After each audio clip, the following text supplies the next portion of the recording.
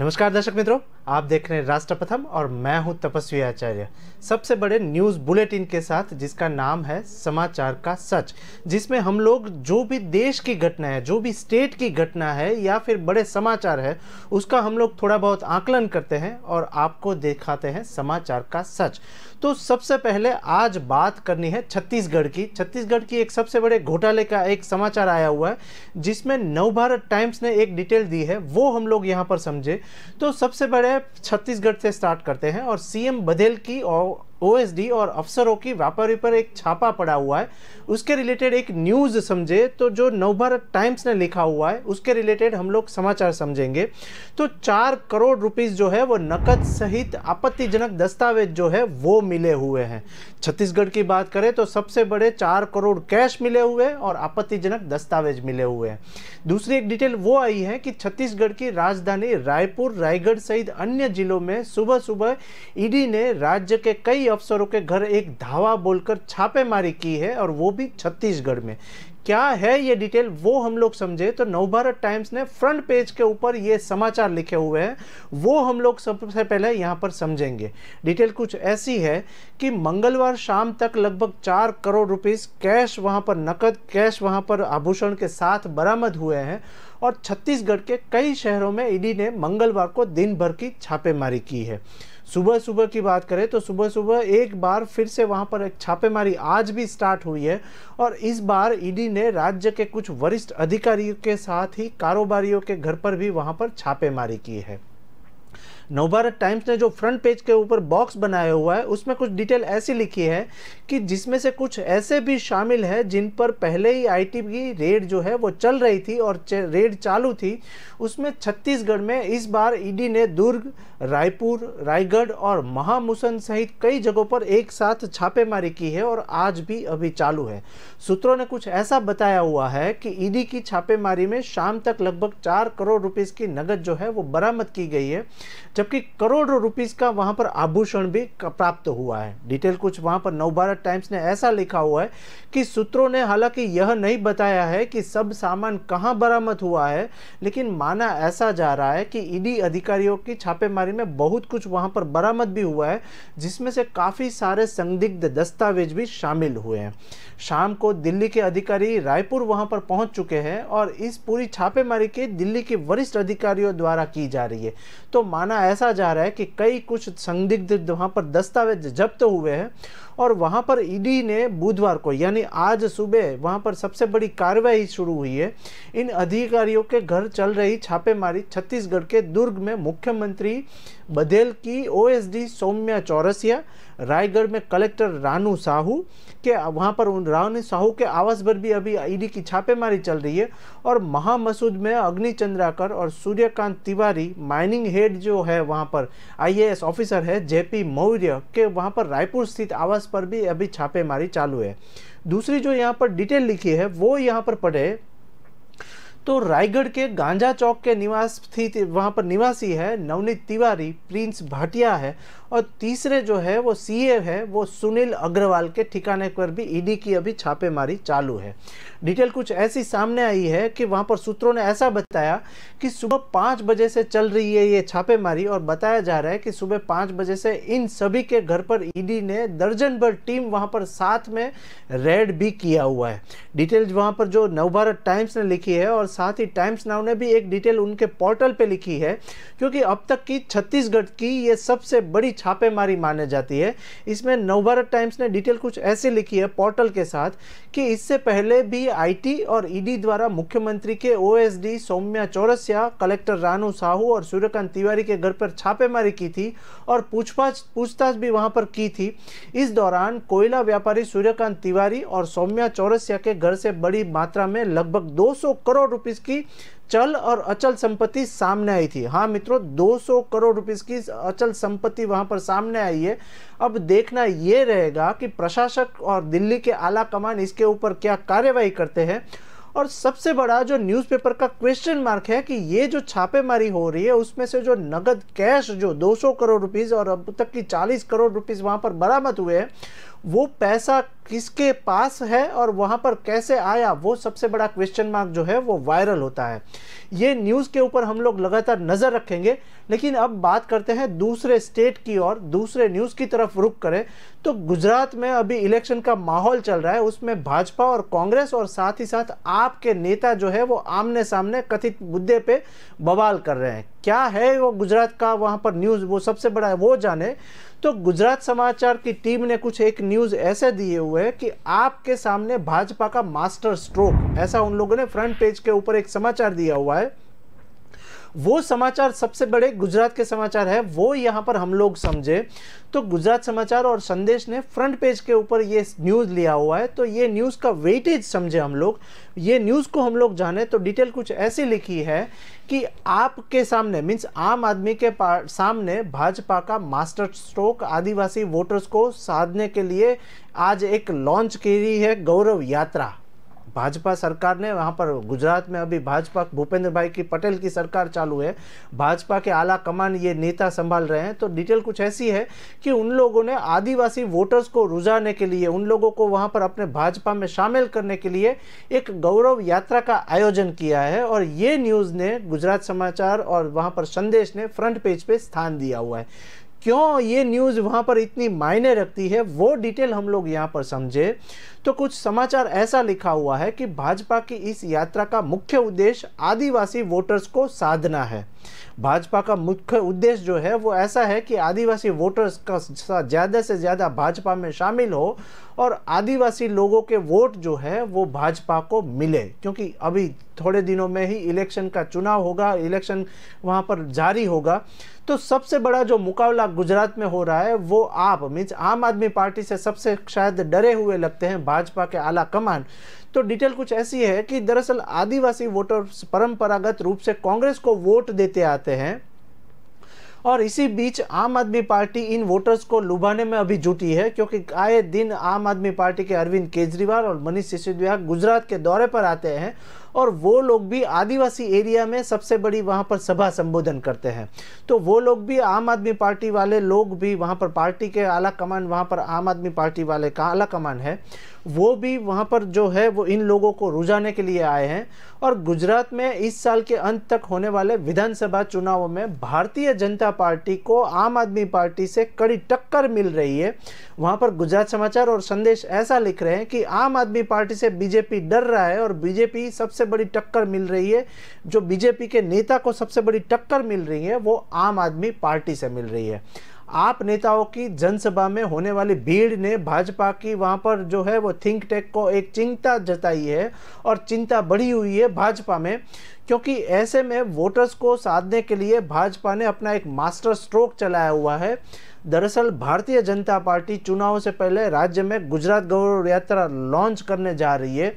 इसी बीच वहां पर 5 अलग अलग मार्गों पर यह एक यात्रा जो है वो आज से शुरू होगी, जिसका शुभारंभ भाजपा के अध्यक्ष जेपी नड्डा करेंगे। डिटेल ऐसी कुछ सामने आ रही है कि आदिवासी वोटर्स पर होगा पूरा का पूरा फोकस भाजपा का, क्योंकि गुजरात जो है वो इलेक्शन का एपी सेंटर माना जाता है। भाजपा की इस यात्रा का मुख्य उद्देश्य जो है वो आदिवासी वोटर्स को मनाना होगा, साधना होगा। दरअसल आदिवासी वोटर्स परंपरागत रूप से कांग्रेस की झोली में वोट देते हैं, तो अब आम आदमी पार्टी भी इन वोटर्स को लुभाने के लिए बहुत ही कड़ी मेहनत कर रही है। आपको ये बता दें कि तीसरी बार है कि भाजपा गुजरात में गौरव यात्रा शुरू करने जा रही है। इससे पहले 2002 में तत्कालीन मुख्यमंत्री नरेंद्र मोदी ने 2002 में सांप्रदायिक दंगों के बाद यह एक यात्रा निकाली थी। इसके बाद की बात करें तो 2017 में भी ये चुनाव में किसी तरीके की ये पार्टी ने ऐसी यात्रा लॉन्च की थी और दोनों ही बार फायदा भाजपा को हुआ था। आपको बता दें कि 2002 में और 2017 में दोनों की बार जो है वो फायदा हुआ था वो भाजपा को हुआ था। इसी बीच 2002 में भाजपा ने कुल 182 सीटों में से 127 सीट जीती थी। वहीं 2017 में भी पार्टी ने 99 सीट और कांग्रेस ने 77 सीट वहां पर मिली थी। राजनीतिक विशेषज्ञों का मानना ऐसा है कि गौरव यात्रा से मिले फायदे में भाजपा उत्साहित है और ताकि बात ऐसा कुछ करे कि भाजपा अध्यक्ष जेपी नड्डा द्वारा इस यात्रा का शुरुआत होने जा रहा है, तब यात्रा का दूसरा मार्ग जो है वो महसाणा, और वहाँ पर महसाणा जिले के आजू बाजू बेचराजी और उसी के आजू बाजू का आदिवासी जो एरिया है वहाँ पर जेपी नड्डा जो है वो शुभारंभ करवाएंगे। दूसरी कुछ डिटेल ऐसी आ रही है कि इस दौरान पूर्व डिप्टी सीएम नितिन पटेल वहाँ पर उनके साथ में रहेंगे, मौजूद रहेंगे। इसके अलावा वहां पर गुरुवार को केंद्रीय गृह मंत्री अमित शाह और अन्य 3 मार्गों पे अमित शाह के भी आने की बात जो है वो चल रही है। अब देखना यह रहेगा कि गुजरात में आदिवासी सम्मेलन जो है वो भाजपा को किस तरीके से लाभ पहुंचाएगा। ये न्यूज़ के ऊपर भी हम लोग लगातार नज़र रखेंगे। लेकिन अब बात करते हैं तीसरे न्यूज़ की तरफ, और बात करनी है कांग्रेस की, क्योंकि कांग्रेस का भी सबसे बड़ा फोकस जो है वो गुजरात रहा है और कांग्रेस के सबसे बड़े दिग्गज नेता भी गुजरात में आने वाले हैं। क्या है ये न्यूज़, तो वहाँ पर गुजरात की ही बात करें तो फुलछाब एक न्यूज़पेपर है, उन्होंने कुछ डिटेल ऐसे लिखी है और वो भी कांग्रेस के ऊपर लिखा हुआ है। क्या डिटेल है वो यहाँ पर समझे तो गुजरात में भी कांग्रेस के दिग्गज नेता शशि थरूर का एक मामला सामने आया हुआ है, उनका एक न्यूज़ सामने आया हुआ है। शशि थरूर की बात करें तो कांग्रेस अध्यक्ष पद के चुनाव के लिए आज गुजरात में प्रचार करेंगे शशि थरूर। क्या है ये डिटेल वो हम लोग समझे, क्यों शशि थरूर भी गुजरात आ रहे हैं, उसकी जो डिटेल जो फुलछाब ने लिखी है वो मैं यहाँ पर पढ़ूंगा। तो डिटेल कुछ ऐसी है कि 17 अक्टूबर को है मतदान, क्योंकि कांग्रेस की कमान कौन संभालेगा वो अब तक का सबसे बड़ा क्वेश्चन मार्क माना जाता है। तो सभी न्यूज़पेपर ये न्यूज़ के ऊपर फोकस कर रहे हैं कि कांग्रेस के आला कमान जो है वो किसको बागडोर सौंपेंगे। तो उसमें 17 अक्टूबर को होने वाला है मतदान। तो कांग्रेस के अध्यक्ष पद की उम्मीदवार जो है वो शशि थरूर आज अहमदाबाद के साबरमती आश्रम में महात्मा गांधी को श्रद्धांजलि अर्पित करने के लिए वहां पर पहुंचे हुए हैं।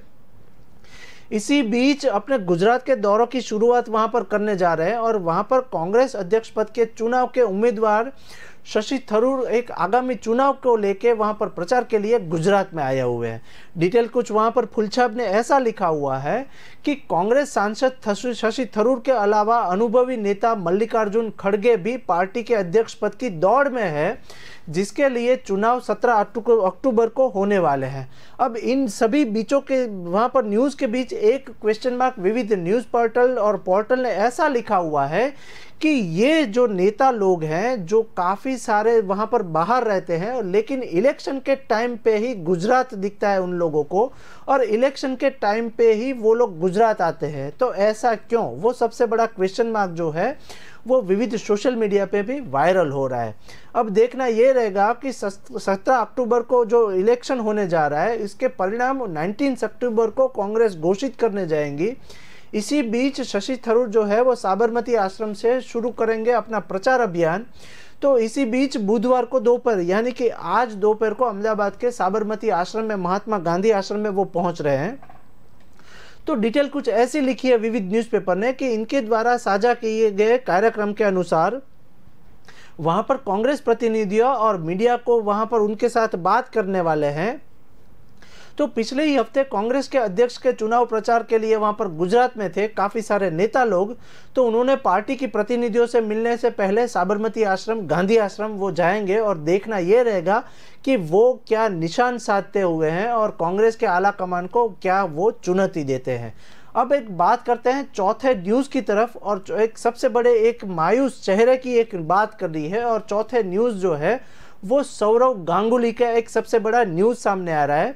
और सोशल मीडिया में 12 घंटे में सबसे बड़ा जो न्यूज़ वायरल हुआ है वो है सौरव गांगुली का फेस को लेके एक सबसे बड़ा न्यूज़ सामने आया हुआ है।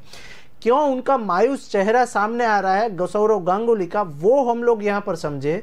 और विविध न्यूज़ चैनल ने क्या आपको समाचार दिखाया हुआ है उसके ऊपर थोड़ा बहुत आकलन करें तो सबसे बड़ा एक जो न्यूज़ आया हुआ है वो है बीसीसी की मीटिंग में भारी ड्रामा हुआ है। बीसीसी की, हाँ मित्रों, बीसीसी के मीटिंग में सबसे बड़ा भारी ड्रामा हुआ है और साथ ही में सौरव गांगुली को हटाने की इनसाइड स्टोरी भी वहाँ पर सामने आई है। क्या न्यूज़पेपर ने लिखा हुआ है और विविध न्यूज़ चैनलों ने क्या आपको दिखाया हुआ है वो यहाँ पर पढ़े। तो सौरव गांगुली बीसीसीआई की मीटिंग में दिलचस्प एक बात यही आई है कि सौरव गांगुली ने मीटिंग की सुबह तक वहां पर हार नहीं मानी थी। हाँ, वहाँ पर जो डिटेल हार नहीं मानी थी, वो डिटेल क्या लिखी है न्यूज़पेपर ने, वो यहाँ पर समझे। तो वहाँ पर दैनिक जागरण ने एक डिटेल लिखी है, उन्हें पूरा विश्वास था, मीन्स सौरव गांगुली ने पूरा विश्वास था कि बतौर अध्यक्ष एक और कार्यकाल मिल सकता है, लेकिन ऐसा नहीं हुआ है। दैनिक जागरण ने जी ये जो डिटेल लिखी है वो मैं यहाँ पर पढ़ूँ तो जिस भारतीय क्रिकेट बोर्ड को सौरव ने 3 साल तक चलाया था, अब वहाँ उनकी कोई जगह नहीं बची है। वहाँ पर न्यूज़ पोर्टल ने ऐसा लिखा और वहाँ पर दैनिक जागरण ने ऐसा लिखा कि अब उनकी जगह जो है वो वहाँ पर नहीं है। मंगलवार को यानी 11 अक्टूबर को हुई सालाना बैठक, मीन्स एजीएम की एक बैठक हुई, उसमें सौरव गांगुली पर कई उंगलियां उठी और साथ ही में कामकाज के तरीके पर भी सवाल निशान साधा गया। क्या है ये डिटेल, वो हम लोग यहाँ पर समझे। तो बीसीसीआई के एक वहाँ पर थोड़ा वहाँ पर सौरव गांगुली नाराज नजर आए और वहाँ पर पूरी मीटिंग में दादा, वहाँ पर जो सौरव गांगुली उनको दादा बोलते हैं, तो वहाँ पर अलग अलग वहाँ पर डिसीजन लिया गया। उसके चेहरे पर मायूसी भी साफ तौर पर नजर आ रही थी।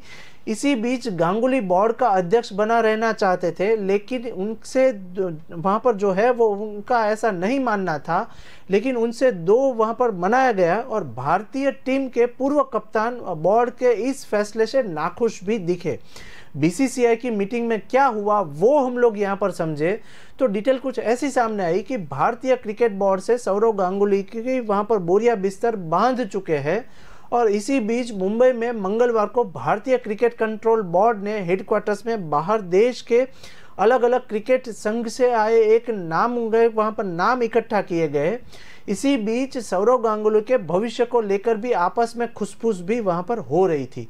क्यों ऐसा हुआ वो मैं डिटेल यहाँ पर पढ़ूँ तो वहाँ पर नवभारत टाइम्स ऐसा लिख रहे हैं कि कोई कह रहा था कि कोलकाता वापसी हो जाएगी और किसी ने दोबारा दिल्ली की वहाँ पर कैपिटल्स फ्रेंचाइजी से जाने माने बात करते हुए एक ऐसी डिटेल दी कि साफ था कि गांगुली इस दिन काफ़ी कुछ खोने वाले हैं। डिटेल कुछ ऐसी सामने आई और न्यूज़ पोर्टल ने ऐसा लिखा जिसका अंदाज़ा शायद वहाँ पर सौरव गांगुली का भी नहीं था। पिछले ही कार्यकारिणी के लगभग सभी सदस्यों को दोबारा वहां पर मौका दिया गया और सिवाय गांगुली को वहां पर दोबारा मौका नहीं मिला।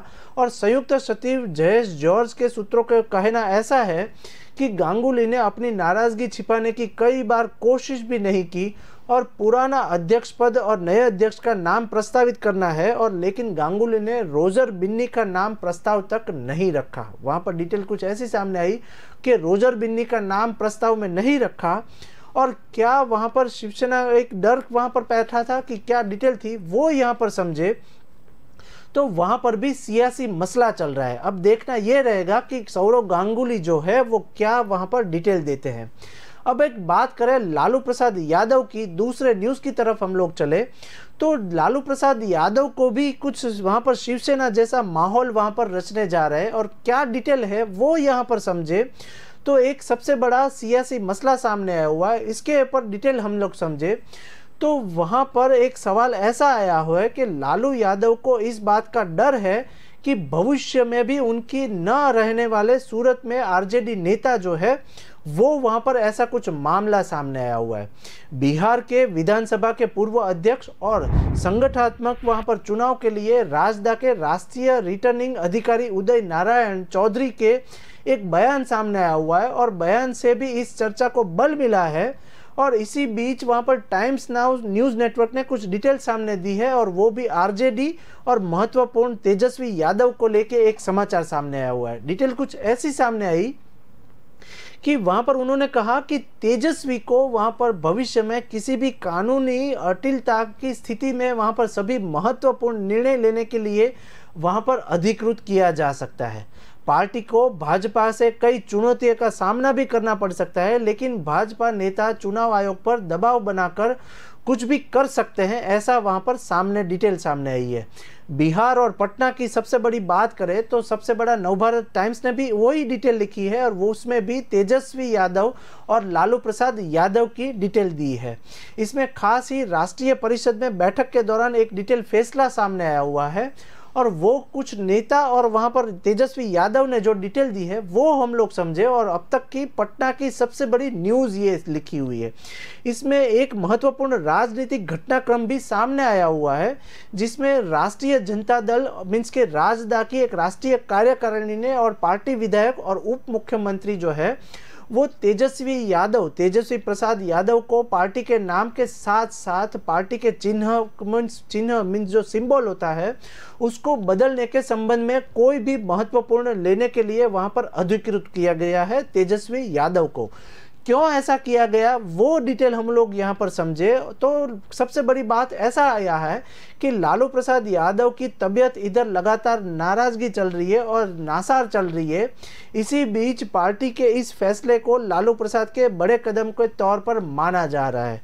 क्यों ऐसा फैसला लालू प्रसाद ने लिया? क्योंकि लालू प्रसाद यादव जो है वो तबीयत को लेके अभी कुछ वहाँ पर बाहर चल रहे हैं और बाहर दौरे पर है। तो इसी बीच पार्टी में हल्के में वहाँ पर विलय की बातचीत चल रही है। डिटेल क्या है कि संभवतः वहाँ पर 6 महीने के भीतर एक विलय की प्रक्रिया भी हो सकती है और बहुत जल्द हो सकती है। इसी बीच टाइम्स न्यूज़ ने जो कुछ ऐसा लिखा हुआ है कि सूत्रों के नाम नहीं बताए जाने पर एक डिटेल जो है वो टाइम्स नाउ ने डिटेल लिखी है। क्या ये विलय के से पहले की तैयारी है? ऐसा एक क्वेश्चन मार्क भी सामने लिखा हुआ है पोर्टल ने। तो वहां पर सूत्रों के मुताबिक नई पार्टी का नाम क्या होगा वो भी एक क्वेश्चन मार्क है। उसका झंडा और चुनाव चिन्ह दोनों पार्टियों के शीर्ष नेता तय करेंगे, यानी तेजस्वी यादव जो है वो नेता जो है वो तय करेंगे। सूत्रों ने कहा कि समझ लीजिए कि 2 पार्टियां एक साथ मिलेंगी और अब तक के ये अधिकारी सिर्फ लालू प्रसाद यादव थे, लेकिन अब जो है वो आला कमान बदलेंगे और लेकिन उनकी तबीयत को देखते हुए पार्टी के नाम और उनके सिंबल से जुड़ी ताकतें जो है वो तेजस्वी को भी देखने की होगी और तेजस्वी यादव इस पे सबसे बड़ा फैसला ले सकते हैं। नई दिल्ली में आयोजित एक राजदा की 2 दिवसीय राष्ट्रीय कार्यकारिणी बैठक में पार्टी के संविधान में संशोधन का एक प्रस्ताव लाए जाने वाले बात की बात है। और क्या लालू प्रसाद को शिवसेना वाला डर सता रहा है कि शिवसेना का जैसे वहां पर झंडा और उनका जो सिंबल है वो चुराया जाता है, इसी तरीके से लालू प्रसाद की पार्टी है उसमें भी सिंबल शायद कथाकथित तौर पर चुरा ले सकते हैं। डिटेल कुछ ऐसी सामने आई है कि वहां पर आरजेडी को तोड़ने की एक कोशिश भी सामने हो सकती है।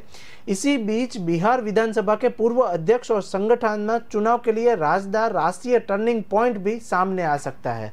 अब देखना ये रहेगा कि लालू प्रसाद यादव और तेजस्वी यादव क्या इसमें अहम फैसला लेते हैं और ये न्यूज़ जो है वो इसके ऊपर भी हम लोग लगातार नज़र रखेंगे। लेकिन अब बात करनी है दूसरे स्टेट की तरफ और बात करनी है प्रधान सेवक नरेंद्र मोदी की।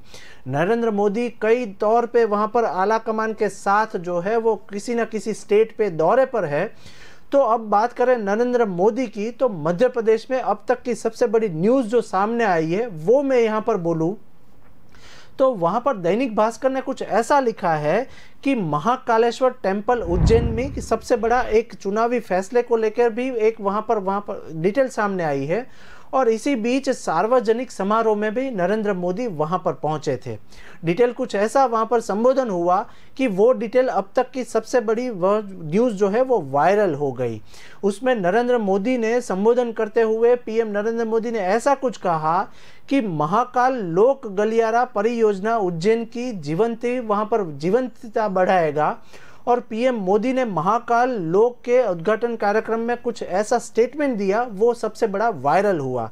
क्या है ये डिटेल वो हम लोग समझे तो भास्कर ने कुछ ऐसा लिखा कि महाकाल लोक जो इनॉग्रेशन हुआ वो महाकाल लोक के उद्घाटन के कार्यक्रम में प्रधानमंत्री नरेंद्र मोदी मंगलवार उज्जैन पहुंचे और हजारों वर्षों तक भारत की समृद्धि और ज्ञान का नेतृत्व किया हुआ है महाकाल ने, ऐसा वो नरेंद्र मोदी बोले। और शाम को महाकालेश्वर मंदिर में पूजा अर्चन करने के बाद वहां पर प्रधान सेवक नरेंद्र मोदी ने 856 करोड़ रुपीस की लागत वाली महाकाल लोक गलियारा परियोजना का वहां पर उद्घाटन किया। और इसी के साथ सार्वजनिक समारोह को संबोधन करते हुए पीएम नरेंद्र मोदी ने कहा कि महाकाल लोक गलियारा परियोजना उज्जैन की जीवंतता को बढ़ाएगी। और साथ ही में महाकाल का लोक उद्घाटन कार्यक्रम में पीएम मोदी का एक संबोधन सामने आया। उन्होंने कहा कि उज्जैन ने हजारों वर्षों तक भारत की संपन्नता और समृद्धता और ज्ञान और गरिमा को बख्श दिया हुआ है और गरिमा और साहित्य का नेतृत्व किया हुआ है। उज्जैन के वहाँ पर क्षण क्षण में इतिहास सिमटा हुआ है और कण कण में आध्यात्म समाया हुआ है। वहाँ पर नरेंद्र मोदी ऐसा बोले कि आध्यात्म जो है वो उज्जैन में है और कोने कोने में ईश्वरीय ऊर्जा जो है वो संचारित हो रही है। नरेंद्र मोदी ने ऐसा कहा। नरेंद्र मोदी ने साथ वो कहा कि इसी बीच विरासत पर गर्व है, जैसे ही पंच प्राण का आह्वान किया है, इसीलिए आज अयोध्या में भव्य श्री राम मंदिर का निर्माण भी हो रहा है। डिटेल कुछ ऐसी सामने आई और नरेंद्र मोदी ऐसा बोले कि आज़ादी के बाद पहली बार चारों धाम में सर्वसोम मार्ग से जुड़ रहा है और इसी बीच उन्होंने कहा कि काशी में विश्वनाथ धाम भारत की संस्कृति का एक गौरव बढ़ा रहा है। सोमनाथ में विकास के कार्य के लिए नया कीर्तिमान स्थापित हो रहा है और उत्तराखंड में बाबा केदारनाथ के शिव आशीर्वाद से केदारनाथ धाम बन रहा है और बद्रीनाथ तीर्थ क्षेत्र में विकास का नया आख्यान लिखा जा रहा है। तो इसी बीच चारों धाम को उन्होंने जोड़ लिया और प्रधानमंत्री ने कहा कि आज़ादी के बाद पहली बार 4 धाम परियोजना के जरिए वहाँ पर हमारे चारों धाम जो है वो सर्व मौसम में मार्ग से जुड़ने जा रहा है। वहाँ पर चारों मार्गों को जोड़ा जा रहा है और आज़ादी के बाद पहली बार करतारपुर साहिब वहाँ पर खुल जाएगा, तो वहाँ पर सबसे बड़ा धार्मिकता का एक सबसे बड़ा मौका भी मिलेगा। अब देखना ये रहेगा कि इसमें सियासी मसले को लेकर प्रधान सेवक नरेंद्र मोदी जो है वो क्या गोटियां खेलते हैं और वो जो बोल रहे हैं वो भी ये न्यूज़ के ऊपर भी लगातार नज़र रखेंगे। अब एक बात करें दूसरे स्टेट की और पंजाब में भी एक सबसे बड़ा सियासी मसला चल रहा है। तो पंजाब के कुछ न्यूज़ पढ़े तो एक जो न्यूज़ जो पंजाब केसरी ने लिखा हुआ है वो सबसे बड़ा न्यूज़ माना जाता है। तो क्या है पंजाब केसरी ने कौन से मुद्दे के ऊपर न्यूज़ दिया हुआ है फ्रंट पेज के ऊपर, वो हम लोग यहाँ पर समझे। तो पंजाब केसरी न्यूज़पेपर कुछ ऐसा लिख रहा है कि कुमार विश्वास और वहाँ पर जो तेजिंदर सिंह बग्गा है उनको हाईकोर्ट से सबसे बड़ी राहत मिली है। वहाँ पर कुमार विश्वास को भी वहाँ पर हाईकोर्ट से राहत मिली है। तो वहाँ पर अदालत ने रद्द कर दी है उनकी एफआईआर और वहाँ पर पंजाब और हरियाणा को हाईकोर्ट से कवि कुमार विश्वास और भारतीय जनता पार्टी के नेता तेजिंदर सिंह बग्गा को सबसे बड़ी राहत मिली है। इसी बीच जो डिटेल सामने आई है और पंजाब केसरी ने जो डिटेल लिखा हुआ है, अदालत ने दोनों के खिलाफ दर्ज एफआईआर को रद्द करने का एक निर्देश दिया हुआ है और वहां पर अदालत के फैसले के बाद कुमार विश्वास ने एक प्रतिक्रिया भी दी है। क्या है वो डिटेल वो हम लोग समझे और पंजाब केसरी ने ये लास्ट पेज के ऊपर न्यूज़ दी है वो हम लोग समझे। तो कुमार विश्वास ने लिखा कि सरकार बनते ही मुझ पर वहाँ पर एफआईआर करके असुरक्षित वहाँ पर आत्ममुग्ध बोने की पंजाब पुलिस मेरे घर पर भेजी थी और उस बेबुनियाद एफआईआर को आज उच्च न्यायालय पंजाब ने खारिज कर दिया है। और इसी बीच न्यायिक पालिका के वहाँ पर डिटेल कुछ ऐसी सामने आई कि वहाँ पर 2 लोगों की एफआईआर जो है वो कोर्ट ने खारिज कर दी है। दूसरे न्यूज़ के ऊपर भी हम लोग लगातार नज़र रखेंगे, लेकिन वो आज मैं मिलूँगा और कल हम लोग फिर से मिलेंगे। नमस्कार।